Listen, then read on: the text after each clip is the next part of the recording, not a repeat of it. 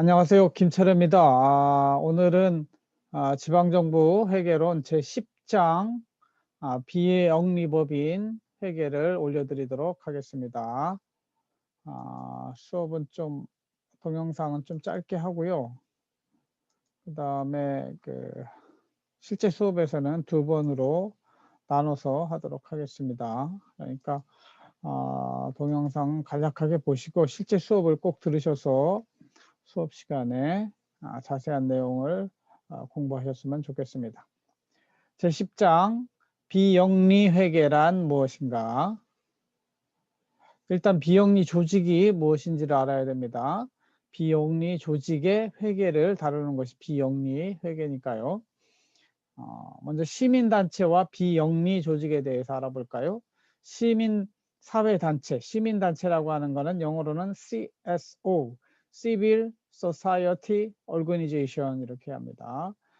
시민단체의 정의는 사회 전체의 이익, 즉 공익을 위해 시민들이 자발적으로 만든 단체. 그래서 시민은 공익을 실현하기 위해서 만든 단체이기 때문에 다른 말로 공익단체, Public Interest Group 이렇게 부릅니다. 시민단체와 유사한 개념으로 NGO, NPO, 광고, 제3섹터 이런 개념들이 있습니다. 여러분들이 행정학 또라면 이런 것들을 자세히 알고 있어야 돼요. 비정부기관이라 하면 NGO, Non-Government Organization.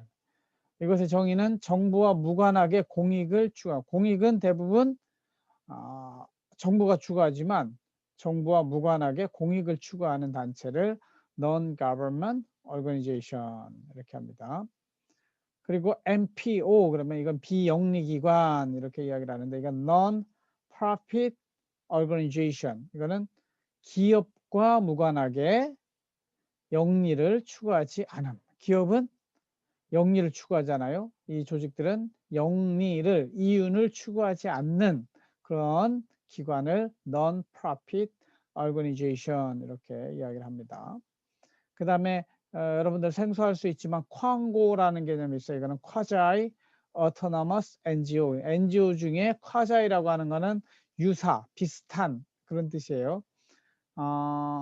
좀 나쁜 말로는 사이비 이렇게도 이야기하는데 좀 가짜란 말도 들어가 있지만 하여튼 우리는 이렇게 번역을 합니다. 준정부단체 또는 산하기관이라고요. 예를 들면 옛날에 자유총연맹 이런 데가 정부의 돈을 받았지만 어떤 비정부기관으로 하지만 실제로는 정부 산하기관인 경우가 있어요. 그래서 쿼제 어토너머스가 아니고 쿼자이 어토너머스 한 거죠.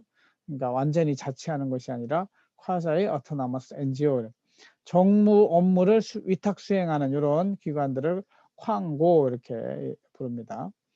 그 다음에 제3섹터라고 하는 것이 있는데 The Third Sector 그래가지고 요거는 1섹터가 시장, 2섹터가 정부 그러면 제3섹터라고 하는 거는 공공부문과 민간부문 1섹터와 2섹터의 다음 이것이 합쳐진 공동으로 출자한 민관합동법인을 제3섹터라고 이렇게 이야기를 합니다. 요거는 일본에서 나온 신개념이라고 이해를 하시면 되겠습니다. 그래서 시민단체의 유사 개념이 NGO, NPO, 광고, 제3섹터 이런 개념들이 있다. 알아두시면 좋겠고 실제 우리나라의 어떤 비영리 조직 또는 여기는 비영리 조직 했으니까 NPO를 말하는 거예요. 기업은 아니지만 기업이 아니기 때문에 영리를 추구하지 않지만 그래도 조직으로서 나름대로 공익을 실현하고자 하는 영리가 아니고 비영리니까 공익 조직이라고 할 수 있죠. Non-Government Organization, NGO이면서 NPO인 기관들이 인권 분야에 많이 있습니다. 인권운동 사랑방, 청소년 인권행동, 국제 엠네스티, 또 여성 파트에 한국 여성의 전화, 여성민우회, 여성단체연합, 아동 쪽에도 꽤 있습니다. 초록우산 어린이재단, 아동학대 방지 시민모임, 그다음에 정치 분야에는 참여연대, 함께하는 시민행동, 경제 파트에는 경제정의 실천연합, 환경 파트에는 환경운동연합, 녹색연합. 교육 쪽에도 많이 있습니다. 제가 몸담고 지금 일하고 있는 곳은 여기인데 공동육아와 공동체 교육, 공공교 이렇게 우리는 부르는데 이런 NPO가 있고요. 교육 희망 네트워크, 사교육 걱정 없는 세상 이런 것들도 NPO로 있습니다.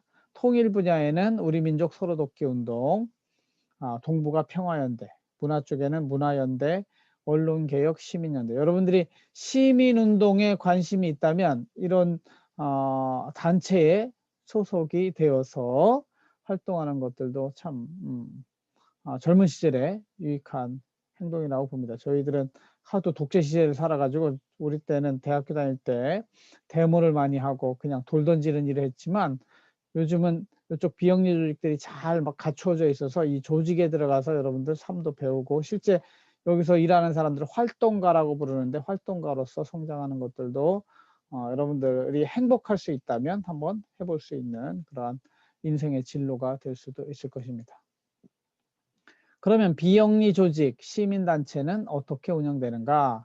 실제 그 조직을 움직이는 활동가들이 있습니다. 비영리 조직 활동가라고 부르는데 이 사람들이 하는 일은 설립 목적과 관련된 사회 문제에 대한 분석 및 대안 도출을 하고 집회를 진행하기도 하고 캠페인을 또 하기도 합니다. 그리고 이 자신들이 내세우는 공익에 도움을 주고자 하는 사람들을 회원을 모집해서 기금을 모집하고 이렇게 합니다. 제가 이제 이번 11월 달에 사회적 협동조합을 제가 한남 마중물 사회적 협동조합이라고 만드는데 이것도 제가 만들면은 일종의 그것도 비영리 사회적 협동조합이니까요.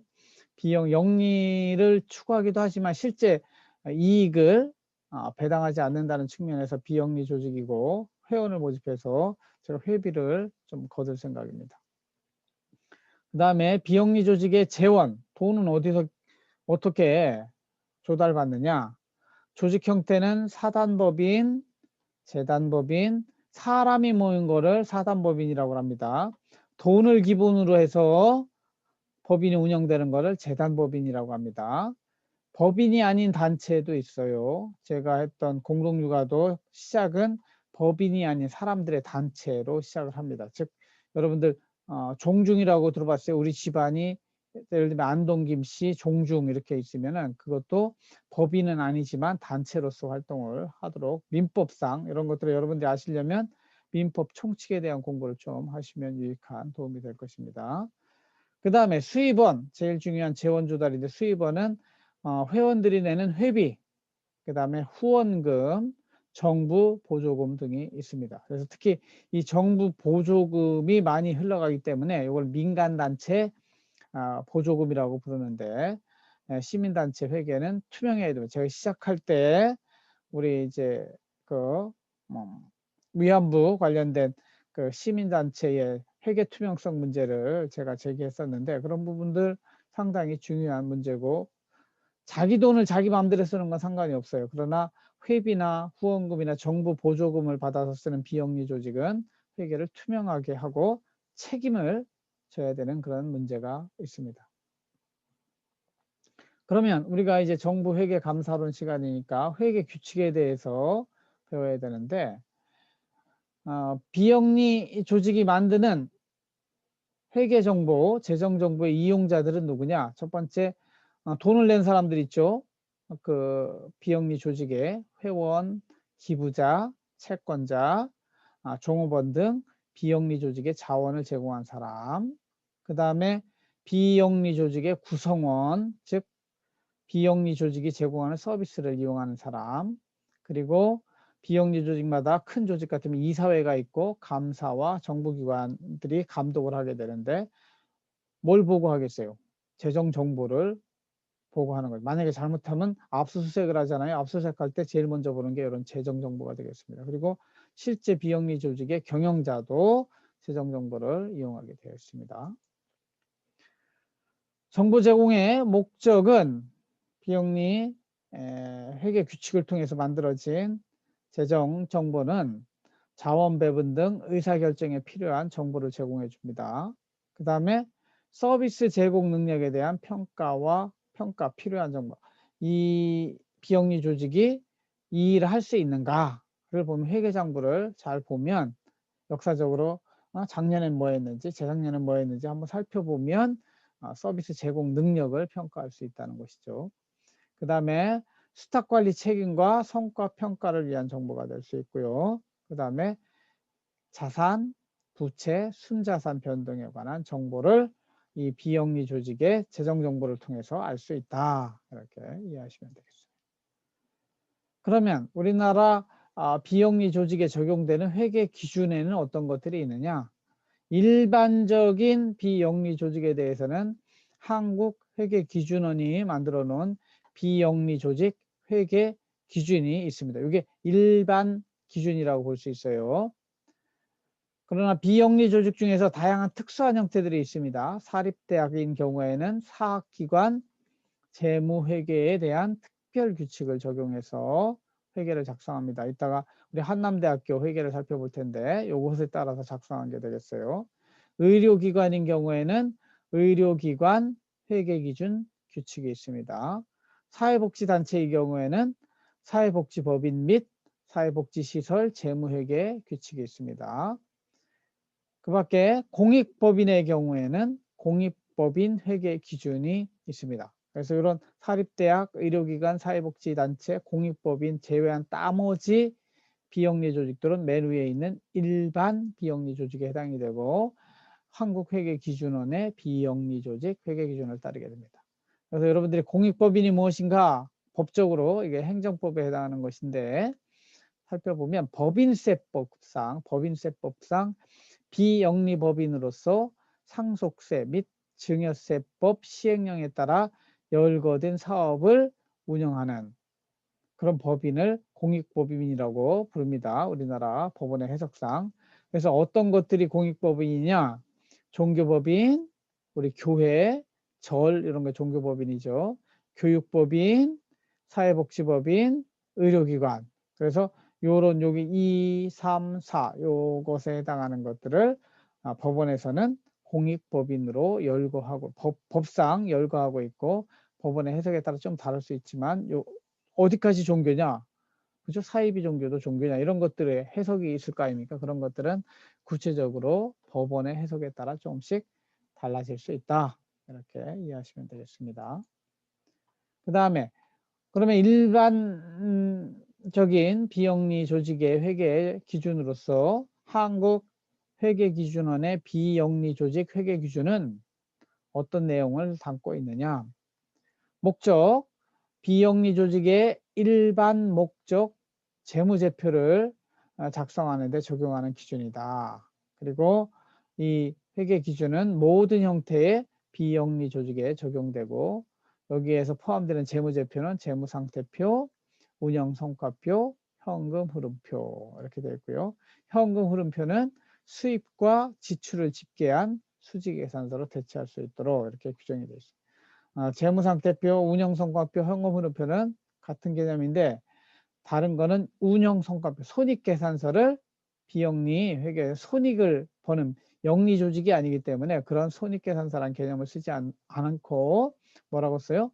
운영성과표 이렇게 이름을 붙입니다. 그래서 수익, 비용, 순자산의 변화에 대한 정보를 적는 것을 운영성과표라고 부른다. 사례를 한번 살펴보겠습니다. 비영리 조직의 그래도 가장 투명하게 운영하고 있는 비영리 조직의 경제정의실천연합이라는 게 있습니다. 경실련이라고 그러죠. 경제정의실천시민연합. 그래서 재무상태표를 한번 살펴보면 여기 경실련에는 12월 31일 작년 12월 31일 현재 유동자산이 100만 1000만 원, 한 3억 정도 있고요. 그중에 당좌자산으로 대부분 돼 있고 비유동자산이 100만 1000만 원, 10억 원 정도 비유동자산으로 이렇게 설정이 되어 있습니다. 유형자산에 요거 있는 토지를 좀 가지고 있죠. 토지를 100만 1000만 원, 4억 원어치 가지고 있고 그 다음에 뭐를 가지고 있어요? 건물로 이렇게 한 8억 원어치 가지고 있네요. 이런 걸 알 수 있고 그 다음에 비품은 뭐 얼마 안 되고요. 그리고 부채가 자산 총계가 따져보니까 100만 14억 원 정도 되는 걸 알 수 있죠. 근데 부채가 얼마 정도 있느냐 여기 보면은 100만 천 1억 2천만 원 정도 부채가 있어서 부채 총계를 보면 한 3억 원 정도 되죠. 그래서 이 전체 자산 14억 원 중에 부채 3억 원을 빼면 그 남은 게 이제 자본이 되겠죠. 자본으로서 한 10억 원 자본을 가지고 있습니다. 자본금으로 가지고 있다고 볼 수 있습니다. 나름대로 건실한 시민단체라고 할 수 있습니다. 그러면 1년 동안 2019년 1월 1일부터 12월 31일까지 수지계산서 아까 이야기한 이게 운영성과표를 수지계산서로 대체하는 겁니다. 그래서 수입은 1년에 17억 원 정도 수입을 올려요. 그러니까 수입의 대부분은 가장 큰 비중은 일반 회비, 경제정의실천시민연합의 회원들이 있습니다. 회원들이 내는 회비가 한 10억 원 정도 거친다는 것을 알 수가 있습니다. 그리고 모금으로 약 얼마예요? 5억 원 정도 거치고요. 그 다음에 뭐 법인 지원금도 있고 뭐 이렇게 합니다. 지출로는 돈을 어디다 가장 많이 쓰겠어요? 인건비에 제일 많이 쓰겠죠. 인건비로 한 4억 원, 4억 6천억, 여기 경제정의실천시민연합에 상근 직원들을 두고 있거든요. 그 직원들에 대해서 약 5억 원 가까운 인건비가 나간다는 거 알 수 있고, 일반 관리비로 약 18억 원 정도 쓰는 걸로 되어 있습니다. 뭐 다양하게 쓰는데 뭐 수수료니 뭐 감가상각비니 여기 세금도 내고 있고요. 복리후생비도 들어가고 있고 그렇습니다. 그 다음에 사업비로 1년 사업비로 한 10억 원 정도 쓰는데 주로 그 사업비의 대부분은 뭐냐면 지역 지원비입니다. 그러니까 경제정의실천시민연합의 지역 사업소가 있거든요. 본부는 서울에 있고 그래서 그 지역에 내려주는 돈이 8억 6천만 원이니까 지역 행사가 많이 있다는 얘기죠. 그래서 2019년 작년도에 경제정의 실천시민연합의 수입과 지출을 보면은 여기가 사업 잉여금으로 얼마예요? 100만, 1000만, 1700만 원 손해가 났다. 이렇게 그 밖에 여기 잡수입과 사업의 비용까지 포함하니까 경상잉여금으로는 1800만 원은 손해가 났습니다. 그러니까 이만큼 사실은 이제 여기에 재무상태표로 가면 그만큼 재정 상태가 여기 이제 자본금이 줄어들어 가지고 자본금이 줄어드는 그런 형태로 나타나게 된다고 볼 수가 있습니다. 그래서 여기 이익여금의 결손금이 있잖아요. 결손금을 반영해서 당기순이익이 순손실이 여기 나와 있잖아요. 1,800만 원 당기 순손실이 발생한 게 반영이 되어 있습니다. 그래서 그래도 자본이 많으니까 그렇게 해도 뭐 아직 자본이 10억 원 정도 남아있는 그런 건실한 단체라고 볼 수가 있겠습니다. 수지 계산서로 운영성과표를 대신했고요. 우리가 몸담고 있는 한남대학교는 어떤가? 이제 사립대학이니까 사학 규칙을 따르겠죠. 대차대조표라고 제공하고 있는데, 그래서 이 말을 이제 우리 학교는 쓰고 있는 거죠. 요거는 이제 기간이 나와 있는데 요 앞에 건 빼고 요거 현재입니다. 2020년 2월 29일 현재 한남대학교의 자산이 어떤가. 그러니까 여러분들이 우리 학교에 교비회계와 법인회계가 있는데 교비회계만 보면 요거는 학교 운영에 관한 회계를 교비회계라고 그래요. 우리 한남대학교의 주인은 한남대학교 대전 대전 법인이 있거든요. 우리 학교의 주인이 되는 그런 법인, 정확하게 내 명칭을 기억을 못하겠네요. 대전 기독학원인가 이렇게 돼 있어요. 그 법인회계는 잘 뭐 얼마 되지도 않고 공개가 잘 안 되지만 우리 한남대학교 교비 회계는 다시 등록금 회계와 비등록금 회계로 구분이 됩니다. 등록금이라고 하는 건 여러분들이 내는 등록금을 가지고 운영하는 회계를 말하고 비등록금은 등록금 이외에 다른 수입들이 또 많이 있어요. 이따 살펴볼게요. 그래서 등록금 분야의 유동자산 여기 100만, 1000만, 100만, 1000만억, 289억 원, 비등록금에 50억 원 이렇게 돼 있고요. 투자 자산은 이쪽에 많이 돼 있습니다. 244억 원 정도가 비등록금 회계에 있고요. 고정자산은 주로 땅이죠. 땅과 건물을 고정자산으로 보고, 그래서 우리 한남대학교 교비 회계의 자산 합계는 약 얼마가 되느냐? 한남대학교는 1798억 원, 즉 한 2천억 원 가까이 되는 자산을 가지고 있다는 거죠. 그 중에 부채는 유동부채 한 310억 원, 그래서 고정부채, 그래서 부채가 우리 자산이 2천억 원인데 부채가 약 합계가 이렇게 되어 있잖아요. 부채 합계가 317억 원이고, 기본금으로 요거 이제 여기는 사학회계에서는 자본금이라고 쓰지 않고 우리가 공익법인에 해당이 되게 기본금으로 해서 우리 한남대학교는 1,480억 원 정도의 기본금이 있다. 이렇게 이해하시면 돼요. 자산 합계와 부채 기본금 합계는 각계 나오겠죠.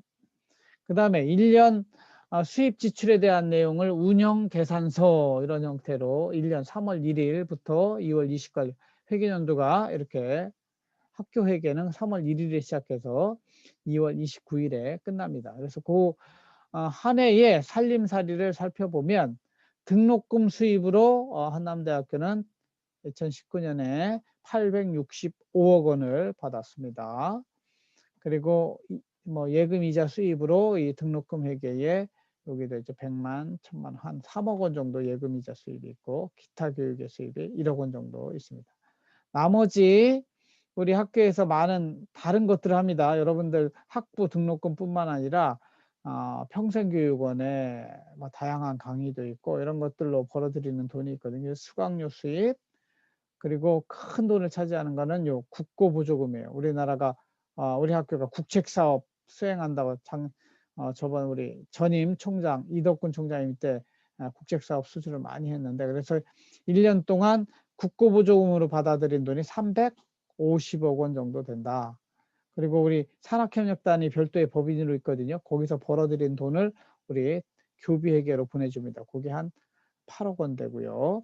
입지 수수료 이것도 100만, 1000만, 한 6억 원 입시 수수료로 벌고 있고, 증명 사용료 수입도 100만, 1000만 원, 한 25억 정도 되니까 이것도 굉장히 많은 거죠.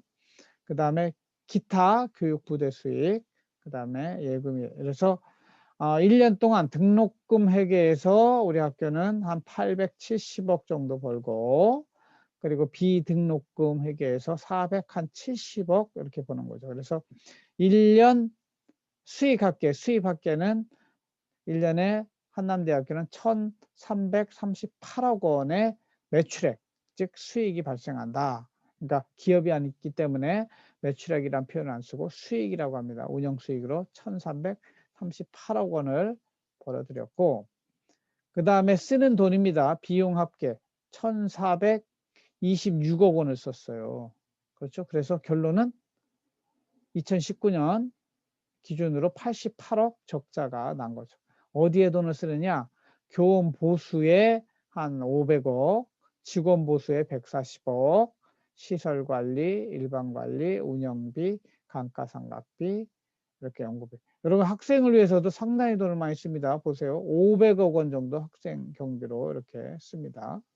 그 다음에 입시관리비 이렇게 해서 작년에 쓴 돈은 1,427억 원 정도 되고 벌어들인 돈은 1,338억 원이기 때문에 1년 장사 끝나고 나니까 1년 계산해 보니까 한남대는 교비회계에서 78억 원 적자가 났고, 교비회계 등록금 회계에서 비등록금 분야에서 9억 원의 적자가 나가지고 총 88억 원 정도의 적자가 났다. 이렇게 이해를 하실 수 있습니다.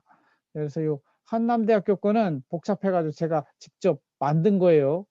이거 엑셀에 넣고 만든 거고, 그리고 옆에 경실련은 제가 따온 거고 사진으로 따온 거니까 여러분들 관심 있으면 이런 시민단체들의 그 회계, 비영리 조직의 회계의 사례를 보고 이것을 가지고 해석할 수 있고 이해할 수 있어야 되겠습니다. 특히 한남대학교에 대해서는 관심을 가지시고 자료를 좀 더 자세히 살펴보시고 싶으시면 학교에 재정 공시된 내용들이 있으니까 그것을 살펴보시면 되겠습니다.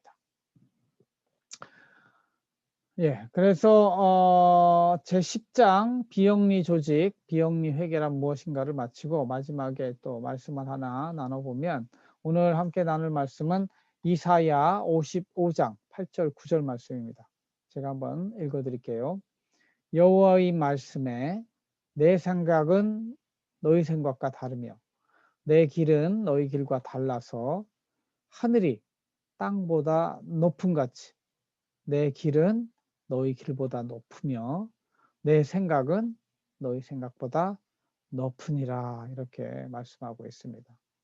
한번 잘 생각해 보세요. 나의 창조주가 계시고 그 창조주가 말씀을 하십니다. 여호와의 말씀에 내 생각은 너희 생각과 다르며 내 길은 너희 길과 달라서 하늘이 땅보다 높은 같이 내 길은 너희 길보다 높으며 내 생각은 너희 생각보다 높으니라. 여러분들을 지으신 하나님의 말씀을 따라서 살길 원합니다. 그러기 위해서는 여러분 스스로 먼저 하나님이 누구신지 알고 여러분의 삶을 인도하시고 이끌어 가시는 하나님을 알게 되길 원하고 하나님을 아는 자가 행복합니다. 행복은 성적순이 아닙니다.